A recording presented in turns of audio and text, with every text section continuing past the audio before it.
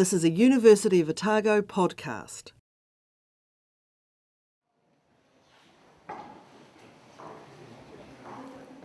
I'm Vernon Squire, one of the two Deputy Vice-Chancellors. Professor Vahlne, who's the Vice-Chancellor, was called away at the last moment, so I stepped in to fill the gap. And a special welcome to Professor Chetty, who holds the Dunedin City Chair of Entrepreneurship.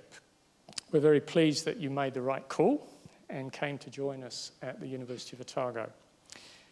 Inaugural Professorial Lectures, or IPLs as they're affectionately called, are special events in my calendar when we're all given the opportunity to celebrate the accomplishments of each of our top scholars. Tonight's lecture is no exception. Today's IPL applauds Professor Chetty for the excellence of her scholarship. I recall my IPL. Actually, I gave two. The first was a complete disaster. Not that I'm trying to make you nervous or anything like that. And you'll see why in a moment. It was on the 22nd of April, 1988. I know this because my first son was born half an hour before it started. It was pouring with rain. Marketing and communications hadn't advertised the IPL at all. Nobody came from my department as they didn't know about it. And I hadn't thought to mention it. The old couple who did come along were sheltering from the rain and not the least bit interested in anything I said. So that was my first IPL, two in the audience, plus the Dean of Science who introduced me. Fortunately, the university does a much better job now. My second IPL filled the Hutton Theatre and people were sitting on the stairs, so it was okay. I felt a little reassured. I also want to talk a little bit about the way Otago assesses the performance of its professors. It's unique. Otago's unique in the way it does this.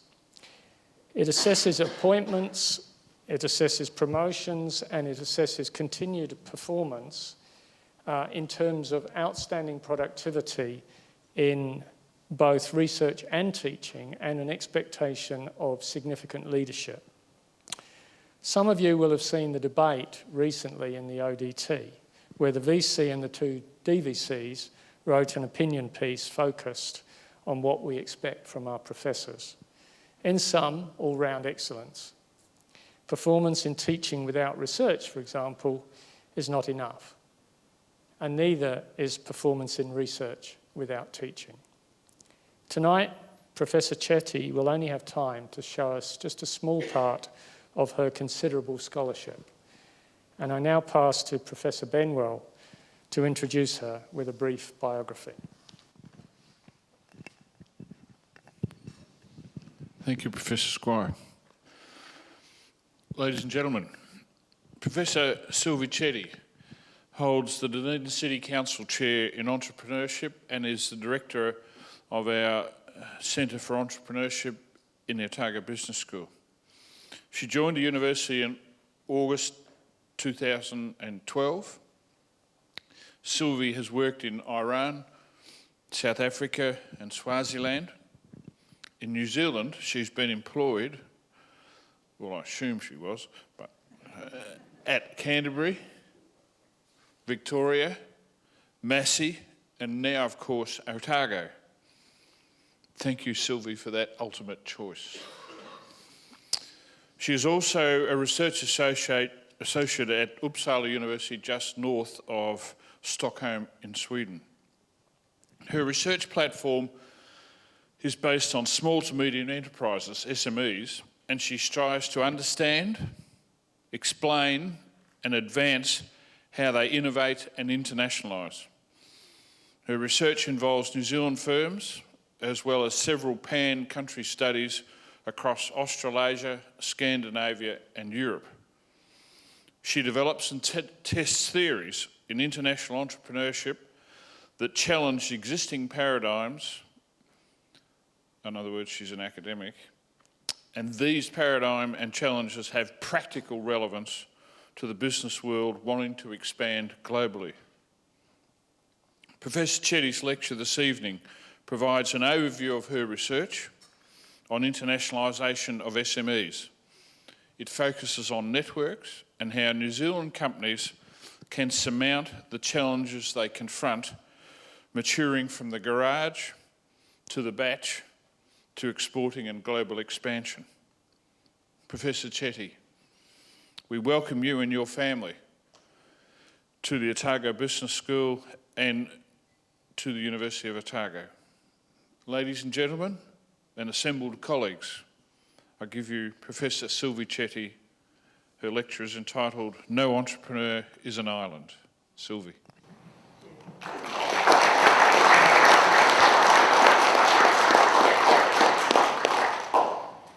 Thank you very much for that warm welcome. I really appreciate that. And thank you, colleagues. It's really nice to see people from all the different faculties, different parts of the university, people I know for over 23 years or so. So thank you for coming and making the time on this very cold evening. I'd also like to, special thanks to my husband, Simon Fawkes, who's sitting there. And I should say Simon is my case study because I watch him help entrepreneurs grow and go into international markets. So I don't just sit in my armchair developing theories. I actually have a case study at home. Okay, so now when I was wondering how am I going to present this lecture, what format am I going to use, I thought I would look at it as my career development and also my research topic because it's not separate, they are very intertwined.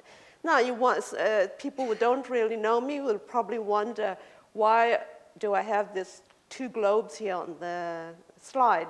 So, starting my journey, I was born in South Africa, so just somewhere there, the Indian Ocean, and here I am in New Zealand now. But there's lots of other countries along the way, and I will give you some information about that. And that's because my topic is international entrepreneurship, international business. And living in these various countries, in international business, we are concerned about the environment, so the economics, the culture, the politics, the institutional environment, the way of doing business. So that's where I say that where I've lived and the topic I research, they are very intertwined. Okay, so I will just go through that journey. Now, a lot of people have asked, what is an entrepreneur? So, this is an entrepreneur, someone who comes up with an idea, taking risks, looking for opportunities. When you got lemons in the garden, make some lemonade. So, that is basically what an entrepreneur is, looking for opportunities. Now, if you read the ODT very carefully, I hope you noticed yesterday's business section because that gave a good picture of some of the budding entrepreneurs in our Masters in Entrepreneurship class. So entrepreneurs are everywhere. And one of the most famous entrepreneurs you've heard of is Richard Branson. If you look at Bill Gates, they were a small startup company as well. So we have quite a few of them. And I'm sure there are a number of entrepreneurs in this room tonight as well.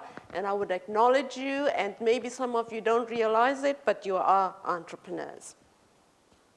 Okay, so just going back to South Africa, that's where I was born. And so one of the questions in entrepreneurship is, who am I? So an entrepreneur, the decision maker, you're always asking the question, who am I? What type of resources do I have? So I thought I'd start with this who am I question. I was born in Pietermaritzburg, South Africa, which is a very English city, so it's the equivalent of Christchurch for South Africa. And more English than the English. It's the champagne and strawberry set from Surrey. So I had a very English the place where I was born. And ethnicity, so I'm of Indian descent, so in South Africa, the Indians came as indentured labor in 1860. Now, to put that in perspective, Indians have been in South Africa for a longer period than most Pākehā have been in New Zealand. And if you remember, if you've seen the movie Gandhi, that's where Gandhi started his political career, defending Indian entrepreneurs in South Africa. And in fact, he spent 17 years living there. Now, the family background, I come from an entrepreneurial family, and I need to explain that to you in terms of the race situation in South Africa.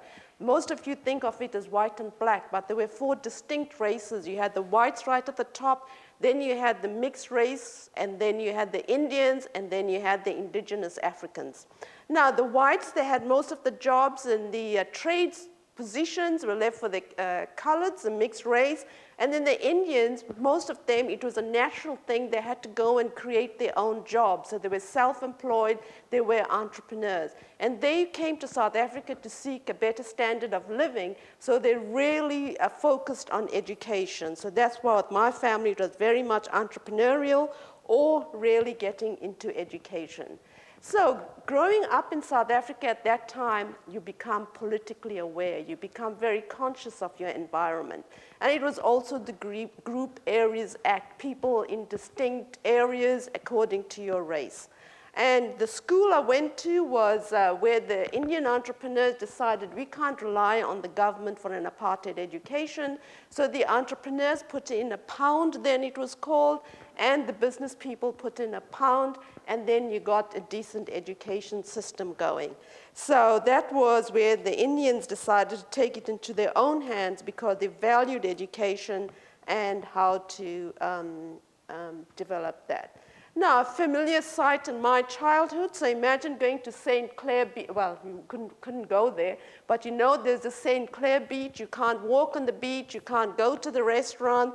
Your children can't go to the playground. So that was a very familiar sight as well, but we can see the end of that. Now, with the apartheid regime, they felt so threatened by Indian entrepreneurs that there was one province, the Orange Free State, that Indians were not allowed to stay there for more than 24 hours because they were afraid that all these Indian entrepreneurs would go there and set up businesses. Now, in my lifetime, I didn't expect to see Mandela being released and the end of apartheid. So that was my upbringing in South Africa, very close, separate communities, and becoming very politically aware at a very young age. Now, I was fortunate that after high school, because my parents valued education, after high school, I went to study in Britain, and that was a really good experience for me, because at that stage, a number of Indians who could afford to send the children to study, mainly in Britain, or some went to India to study medicine. Now, I went and did my first degree was in sociology, and if I look at it, it was a really good foundation to get into business and especially entrepreneurship. So the subjects I did was social anthropology, social psychology, and really enjoyed these topics. And now I wish I'd paid more attention, reading Durkheim, Weber, Karl Marx. Coming from South Africa, you would have never dreamt of reading Karl Marx. So that was good. And also in Britain, you read for a degree. So when you started the year, you had this really long list of readings. And I really enjoyed that, really reading for a degree rather than 10 steps to get into a certain subject. So after that, I went to Iran. So that was exciting. I seem to have liked going to all these trouble spots. So this was when the Shah was in power. So I was teaching English there as a second language and social studies. So again, being very conscious of the cultural environment, the institutional environment, and also it was through a period of revolutionary change. And I was there just 3 months before the revolution. But I couldn't believe that the revolution was actually taking place. And the school I taught at was a very US-oriented school, and yet later it just changed very dramatically. And now one thing that really struck me in Iran was the paradox of women. At first I thought, my goodness, they all seem really henpecked, because at home, it's a women's domain. So we get a very different picture here when we look at Iranian women. And they were really ambitious, really wanting to continue their studies. And I would say when I went to Iran, I was sick of studying. I never really thought of continuing my education. But that experience in Iran, it really spurred me to continue with my studies. And then I had an experience with Khomeini's transition years, so the first 6 months. And then it came to a stage when I'd walk down the street and people would tell me to wear a scarf. I wouldn't be served because I wasn't wearing a scarf, so I thought it was time to leave. So with Scotland, I did my master's at the University of Edinburgh. I really enjoyed this. So I should say there's quite a strong Scottish influence in my education. So I have the master's from Edinburgh, and my PhD supervisor is Scottish, but at Canterbury University. So that was quite a strong influence. Now, during the business, Master of Science in Business Administration is now called MBA, but then it was Master's in Science. It was moving from sociology to business, and I really liked that link, taking sociology to business, because quite a number of people in business have a strong economics background. So I find quite often I'm asking different questions because of that sociology background. So that's just a nice picture of the University of Edinburgh. Now, my foray into academia, my first university job was in Swaziland, so that gave me the break. Now, I'm not sure many of you know Swaziland. It's a very small country between Mozambique and South Africa, and it's a British protectorate, so it didn't have the policies that South Africa had. Now, when I was at Swaziland, it was the early 80s. The vice-chancellor was a woman. 3 out of the 4 deans were women. Now, again, it's another society where it's the paradox where you have, a man can have as many wives as possible, but then you've got the women who are, really managed to go ahead. So it was teaching interdisciplinary courses, so I actually taught accounting, marketing, business administration, industrial relations, organization theory, corporate strategy, but all those things were really good foundation. The profile of the staff, because it was frontline state political tensions in South Africa, you had a lot of foreign aid agencies, many countries send their staff there. So it was a really interesting mix of people that I worked with. And this was setting the ground for me to get into international business because I really enjoyed working with the diversity of people from these various countries. And I would say I still keep in touch with most of them. So there's a lot of political tensions in Swaziland at that time, bombs going off around me, economic sanctions, and then just deciding that I have one life and that's not the way I wanted to live it. So the move to New Zealand. So after 8 years in Swaziland, I came to New Zealand, but I wasn't really heading to New Zealand. It was University of Queensland to teach accounting. I never got to University of Queensland, so I stayed at Canterbury, although I just came there for about 5 months. So I remained at Canterbury and started my academic career in New Zealand. So I was a full-time lecturer and then doing PhD there. After my PhD, I went to Victoria University, and Victoria University was very generous. The first ever research and study leave I actually had for 1 year after many years in academia, 1 year at Uppsala University in Sweden, and now every year since then I've been going for a month. So that's where I have very strong research collaborations. And then when I went to Massey, it was starting a senior lecturer, associate professor, and then being a professor there as well. Okay, so we'll go to Uppsala University now. So if you can see this building here, that's the university building. It's high up on a hill just to show the symbolism, the importance of education. And yeah, so that's a really good university. And it's also a Matariki member, and that's Otago University is part of that. So Uppsala University, you would say it's the Oxford, Cambridge of the Nordic countries.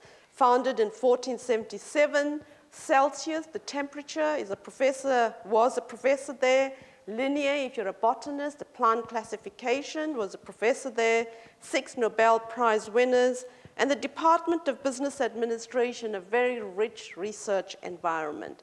So world leaders in international business research. The most cited person in international business is Jan Johanson. In fact, he visited us here in New Zealand and did a keynote speak for our symposium. So Sweden is a small open economy like New Zealand. So there's a lot of similarity there, 8 million population. But if you look at it, 8 million people, and yet it's got the largest number of multinational enterprises per capita. So you've got this list of companies, and Husqvarna is a really small place, maybe a third of the size of Dunedin. So from very small towns, you get these huge multinationals emerging. So I have a lot of collaborative links with the Nordic countries. I started in Sweden, then going on to Denmark, Finland, and then I have PhD students at Hanken School of Economics. So the Finns encourage the PhD students to go abroad for a couple of months. So 2 of them came to visit me in New Zealand.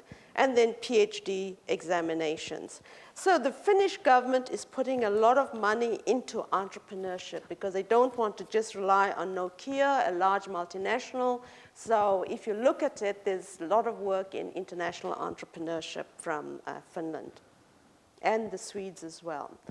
Now, a common phrase we have in entrepreneurship is your network is your net worth. So this is a PhD celebration in Uppsala. It's a public defense. They see it as public good. And so at this celebration, you get PhD students from all the Nordic countries coming. And the thing is that we study entrepreneurs and networks of entrepreneurs. So as researchers, we have to help our students form the network as well, because as they build their careers, they will have their networks.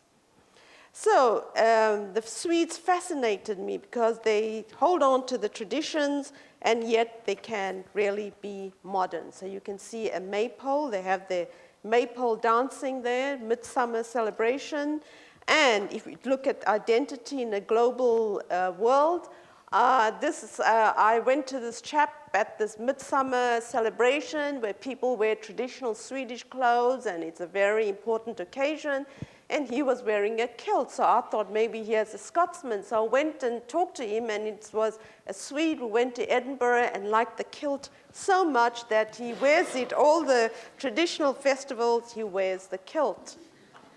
Now, this is a little village in Sweden. I was walking along and saw this gadget, and I thought, who's this irresponsible person? Because it's almost coming onto the road, and it ends up, it's a robotic lawnmower, which is all the rage in Sweden. So an Electrolux invention. And if you look at the labor costs, they are so high, so they really go into that. Now, one of the major projects I was involved in was the Competitive Advantage New Zealand project. A lot of you know Colin Campbell-Hunt. He was leading that project at Victoria University, and I was leading the internationalization objective of it. And we had forced funding for 12 years, which is a real luxury foundation for research, science, and technology. And so with this Competitive New Zealand Advantage project, I've linked it to the growth net, which came out of Finland. So we look at New Zealand companies and compare them with Danish and Finnish companies as well. So one of our best pieces, I would say, was this paper with Colin, and it's looking at how New Zealand firms go into international markets. So we have one concept which is traditional, that they will grow gradually from Australia, then they'll go to Britain and the rest of the world. But we came up with this Born Global, where within 2 years, these companies go to markets worldwide. So that was one of our seminal pieces, and we were very grateful to win the Hans Torelli Award for that. The American Marketing Association gave us this award, and we couldn't believe it, because often with the US journals, it is, why did you use New Zealand companies to do this? And so to get an award for this was quite an achievement for us. And this paper is used in doctoral programs in quite a number of countries around the world. So New Zealand firms, if you're a New Zealand entrepreneur, we are doing interesting things that the rest of the world can learn from, because we are so busy saying, what does someone else doing, but we don't realize what we are doing that as well. Now, Johanson and Vahlne, when they talk about companies going to international markets, the most important thing is the network. So if all of you are doing business and I want to do business with you, someone from that group has to introduce me. I have to get an entry into that group. So often we would say it's the liability of foreigners. You're a small New Zealand company. No one knows you. How can you break into the Chinese market?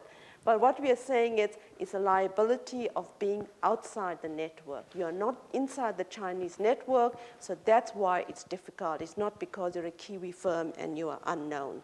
So the importance of being inside the network.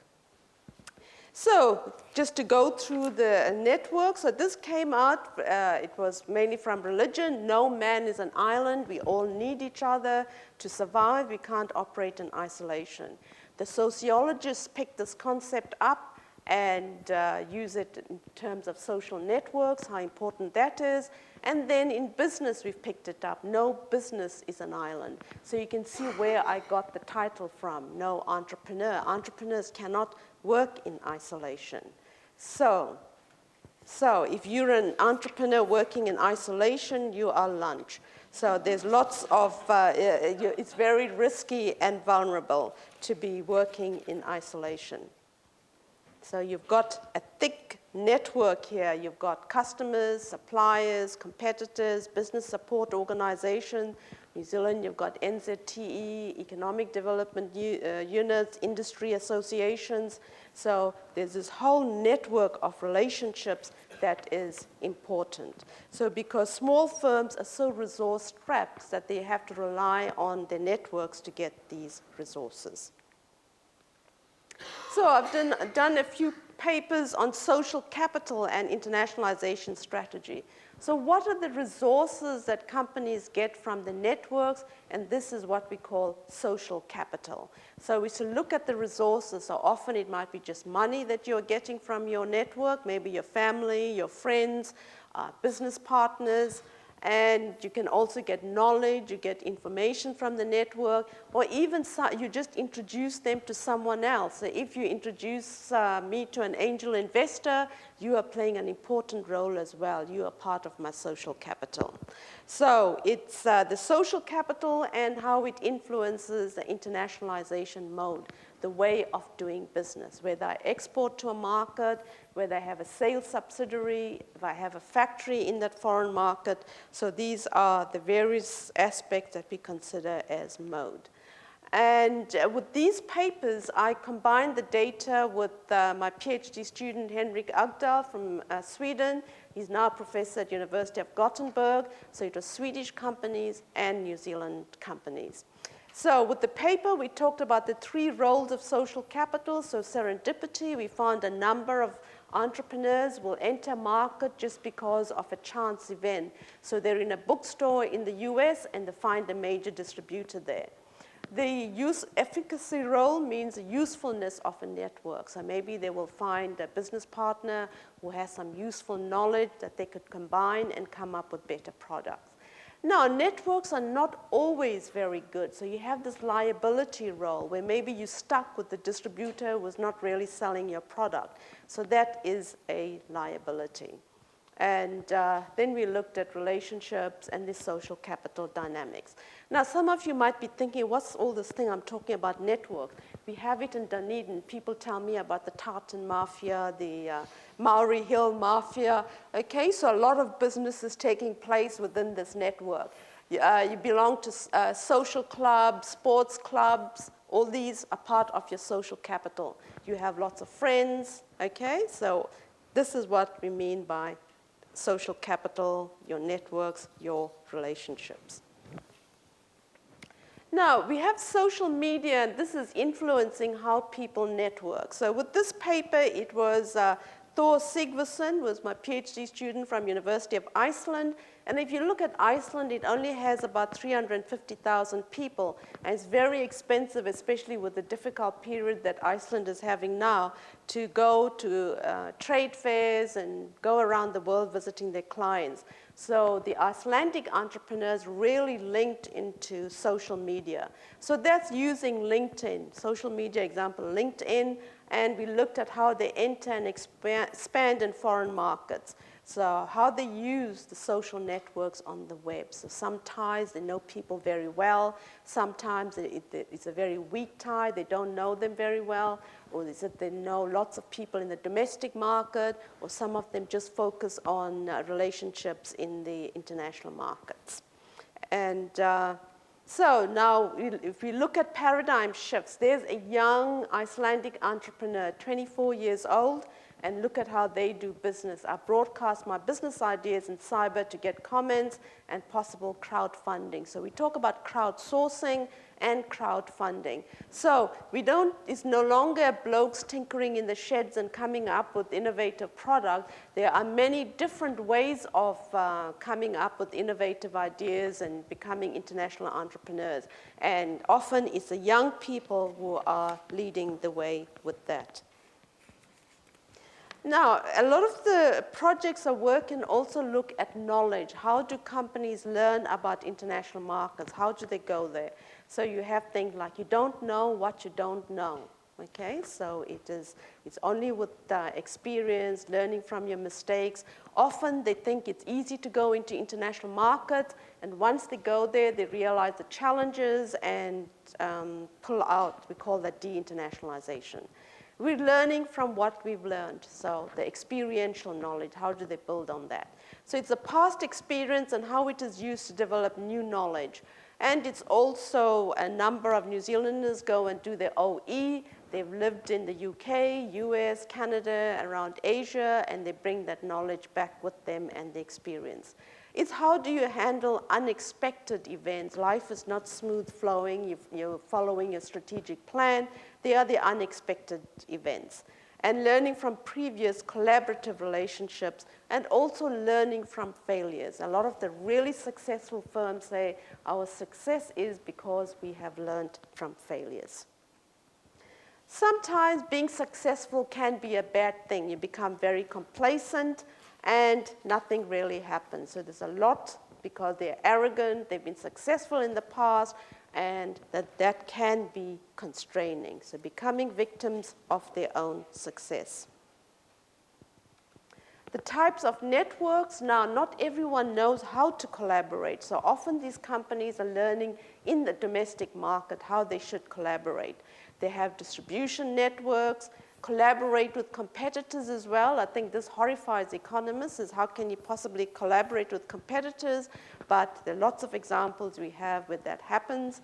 Customer knowledge is an asset, so it's not like I have the product, the customer doesn't know anything. It's a lot of collaboration, combining knowledge and using the customer, especially in the software industry. They say our customer comes to us with a problem and we find solutions for the customer.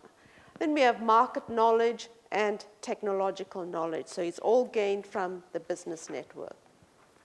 Now, in New Zealand, traditionally, which surprises me, I thought New Zealand was a much more collaborative culture, but often the entrepreneurs will say that we are fiercely competitive, it's rugged individualists, but now they're learning to collaborate. And I did a big project with the boat building industry in Auckland, and that was initially they were seeing each other as competitors, but when they go to an international trade fair, they realize the real competition is outside New Zealand, not amongst themselves.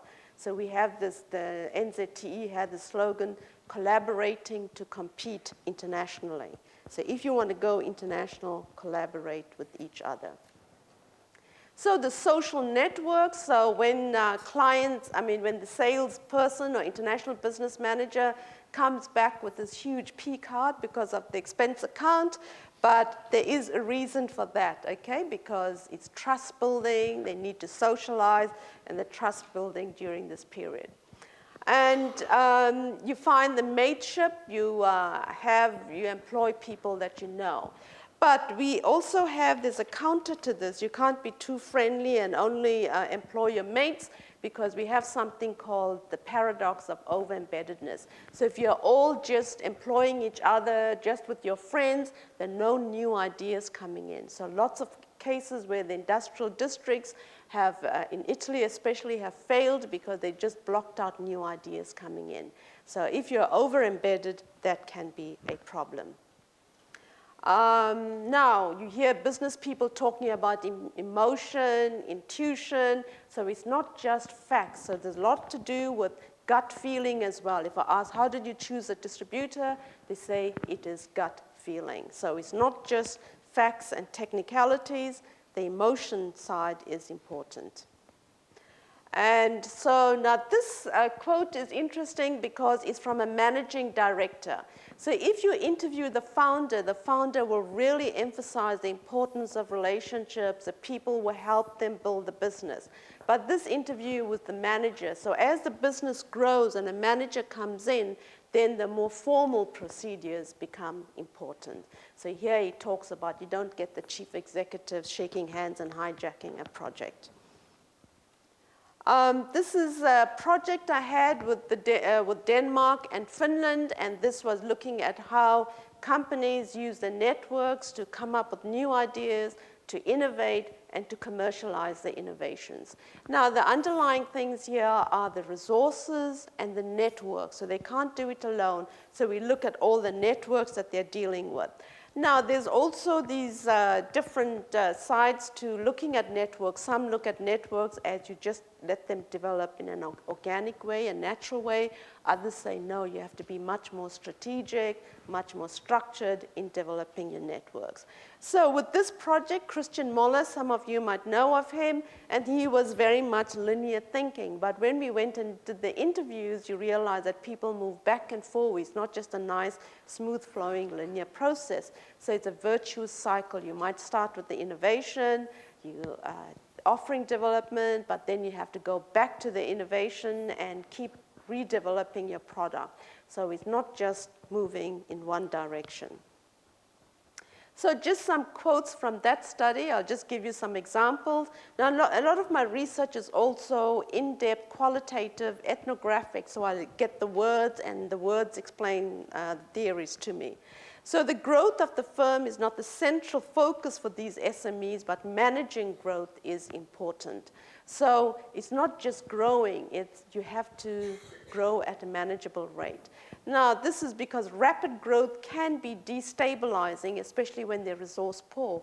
So the sales manager comes back and says, I've got an order 20 times the production capacity. How is the production department, finance, everyone else going to cope with this? So in a study we did in 2003, we identified what's called the gusher. And the gusher, that is very rapid growth, can be very destabilizing for companies. So with these, we found they were managing it. And then here you got example where company is small, growing to the next level, and they talk about the bureaucracy. How do you manage when the company grows so big, the organization culture suffers, quality of the product suffers, so this can be problematic. And then to be focused. Now, especially New Zealand companies go for very highly specialized, highly focused markets because they can't take on the multinationals. And we have good expressions like sliver of a niche. We are, that's where we are focusing on, not be all things to everyone. Now, with the Finnish firms, we found that growth takes a long time.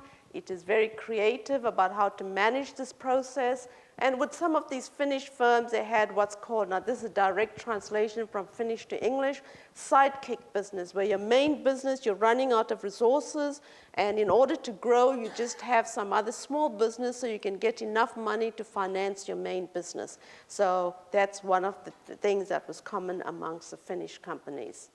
And then with the Danes, life was too good to the Danish companies. They were satisficers. They were just happy with the way the things were going, just chugging along, even though the Danish government was putting a lot of resources in helping them export, to boost their businesses, to grow, but they didn't really seem to be aware of these resources. So they were not growing. Considering the resources around, they were not growing as fast as they could. Now, just to give you an idea of my research and how it's gone, so I started looking at the business networks, which is very broad.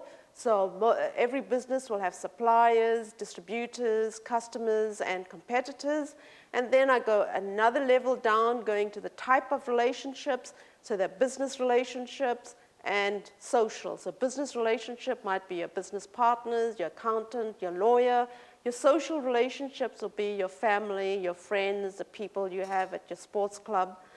And then we have the direct and indirect ties. So I might know Brendan, we are direct, but then I don't know George, although I do. But through Brendan introduces me to George, so that's an indirect tie. And then going deeper, so it's always not sort of, I suppose it's the way I went into my research, is like starting broad and then going deeper and deeper down the different levels. Then going into the strength of ties. So we get ties which are weak and those that are strong. So strong tie, if I know someone from the time I've been at school, meet them once a week and know them for about 20, 30 years, that's a strong tie. A weak tie, I might have just met someone last week, or maybe I know them for many years, but we only see each other once every 5 years. Now, in a study that we've done, we found that there's some ties that are equally strong or weak, because you just don't know. If you just met someone, the relationship can go either way. It might evolve into a strong tie, or it might not really go anywhere. So that's something we've contributed to the literature, was an equally strong as weak tie. And then the social capital roles. What are the resources these companies get from all these networks and ties? And that's where we found these 3 different types of social capital. So we're just continuously going deeper and deeper, and then the wider context has been international entrepreneurship and business. Now, there's a changing face to international business, and that's where we have Brazil, Russia, India, China, and South Africa. It's called the BRICS. So it's no longer just being comfortable that it's just a standard market, the US, North America, and Japan, but there are a number of new entries into the world trading environment. So if we take Brazil, for instance, Brazil is really growing, and you find that these BRICS are trading amongst themselves. So the Brazilians are not really thinking, okay, I want to go into the US market, or I want to go into Europe. Brazilians are going into Africa and going into China. The Chinese are going into Brazil. The Chinese are going to Africa. So and with my links with the Nordic countries, you can see that Africa is a hot topic, because the US and Europe abandoned Africa, and now that the Chinese are in Africa, it's suddenly becoming the scramble for Africa. So Brazil, and now with the economy is growing, and they're also putting money into education. So this is in Brazil with the PhD students, where they invited us. So there's Peter Leach from University of Queensland, there's me in the picture, and there's Catherine Axon from our Ohio State University. And they invite the international panel to come and work with the students for a week doing workshops and PhD program. So these countries are really investing in their education as well. Then we have Turkey. Now, Turkey is also playing a very important role in the Middle East, and this was the Academy of International Business Conference in 2013. Beth Rose is there. She's on the executive of AIB. And this conference was almost not going ahead, because this was in June, and Taksim Square, in fact, the conference was just 5 minutes walk from Taksim Square, and we could see the police and the protesters.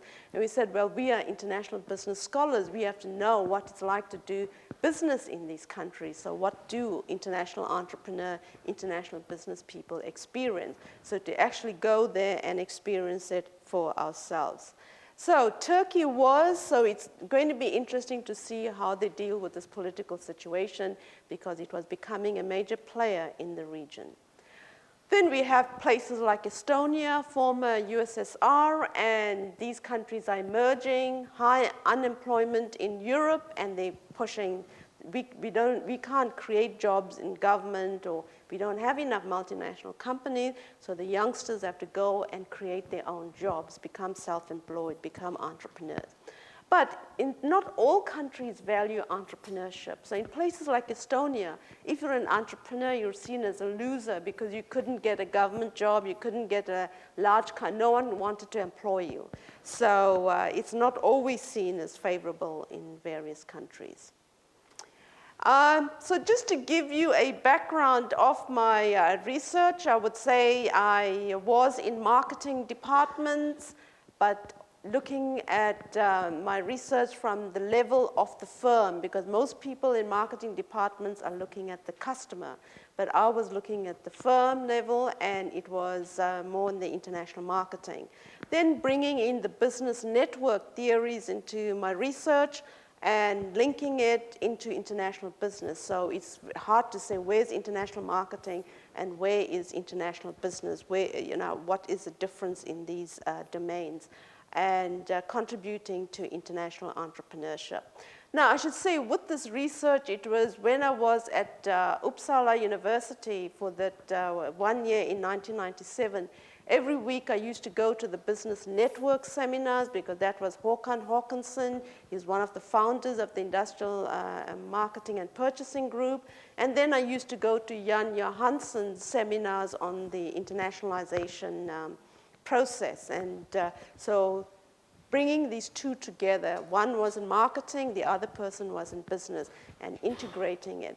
And now they had lots of multinationals in Sweden. They invited me to do a project, and I was saying, now how many multinationals does New Zealand have? So looking at the country context, that over 97% of New Zealand businesses have less than 20 employees, and I thought I'd better look at small to medium-sized enterprises, and that has defined my research. Now, often it was like, what is mainstream marketing about this research? But I think now, many years just sticking to it, believing what I was doing, and I'm starting to reap the benefits as international entrepreneurship becomes a new buzzword. So that's nice. It takes a long time, but eventually you get there. Now, entrepreneurs are always taking risks, looking for opportunities, and they know how to deal with uncertainty. So entrepreneurs go down off the beaten path. They're not afraid to go down the road less traveled. And it doesn't mean that you only have to be in business to be an entrepreneur. We can do our careers in an entrepreneurial way. Now, I haven't seen one of the most entrepreneurial professors in this campus. I'm looking out and I can't say him, but I would say, mention his name, Kevin Clements, Peace and Conflict Studies, and yet he manages to get large amounts of external funds for his center. So it doesn't mean you only have to be in business. And we also have the stream of social entrepreneurship, where people are, it doesn't necessarily mean you have to make a profit. You don't have to be very rich, but just enjoy what you are doing.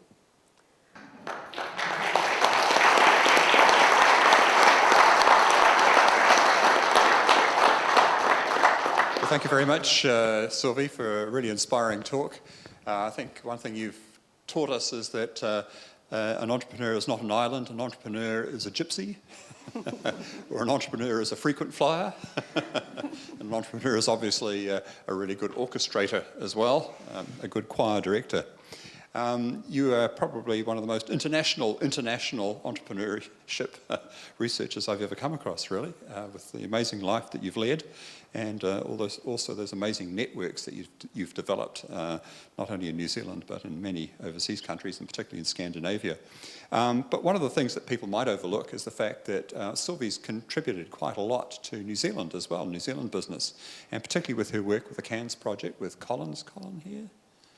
Colin's not here. No, with Colin Campbell-Hunt, of course, who's at Otago, but he was originally at Victoria when Sylvie was there. Well, their work has been very, very important in terms of helping not only firms to improve the way that they internationalise, but also helping policymakers look at the sorts of support networks that are needed for firms that want to internationalise. So a lot of their works had quite profound sort of policy implications as well. And in the future, she intends to keep on looking for new avenues to explore, and one of them is a theory known as effectuation, which is coming into the international entrepreneurship literature via domestic entrepreneurship, really. And that is a challenge to the traditional ways that we teach business, basically, and the way that we teach strategy. Because a lot of research suggests that particularly very experienced entrepreneurs actually don't plan particularly well. They actually, what they do instead is they look for opportunities that are based on the resources and the networks they have now. And rather than thinking, oh, there's a huge goal in the distance that we might be able to achieve if we only had the right resources, let's go about trying to get the right resources. They rather look at the resources they have and think, what innovative things can we do with the resources and the networks that we have now? They also don't worry about risk and uncertainty in the same way that traditional sort of businesses do either. Rather, what they look at is forming very, very close relationships with their immediate partners, their suppliers, their network, their customers, their distributors, to lock out the competition. And the final thing that makes them a little different is that they don't think about how risky a situation is. They think about how much can I afford to lose in a particular situation, which is a kind of different way of looking at things. And Sylvie is taking this sort of new approach and looking at exploring how entrepreneurs, both here and in Finland in particular, how they may use this effectuation approach to make decisions about which markets to enter and then also how to penetrate those markets once they get there. So thanks very much, Sylvie, for your inspiring talk. Thank you very much, everybody, for coming along here. The evening has only just begun.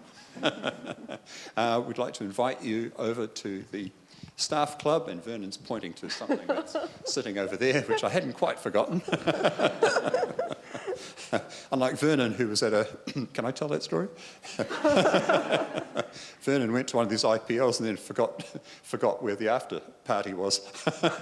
Well, I'm telling you, the after party is in the staff club, which is just across here. And but before we go to the staff club, we've got a wee present to give to Sylvie.